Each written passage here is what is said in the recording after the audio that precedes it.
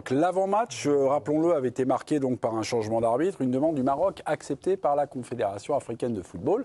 Donc péno non sifflé en faveur du Cameroun, est-ce le fait du match? Oui, nous répond Grégory Schneider. Grégory, oh les yeux noirs, on vous laisse 1 minute pour convaincre, allez-y, videz votre sac. Je pense qu'il ne faudra pas 1 minute. Donc, non, ce qui serait bien, ce serait qu'on gagne un petit peu de temps et qu'on leur donne leur coupe directe et qu'on arrête de me prendre moi pour une bille en tant que spectateur, qu'on arrête d'insulter le foot et qu'on arrête d'insulter ceux qui jouent au foot, les joueurs, parce que c'est les premières victimes. Ce que j'ai vu ce soir est invraisemblable. T'as un défenseur marocain qui met le coude dans la gueule du gars, l'arbitre dit rien. À chaque fois qu'il y a un coup franc pour le Cameroun, le Marocain se met à 1 mètre pour empêcher de jouer vite. Il a jamais fait le ménage. Et il y a évidemment ce fameux penalty. Bon, là, ça s'est vu. Regardez bien l'attitude de l'arbitre. Il est ennuyé parce qu'il sent bien qu'il s'est passé quelque chose. Il sent bien qu'il est dans la sauce. Il sent bien, mais il est en service commandé et ça peut pas se passer autrement.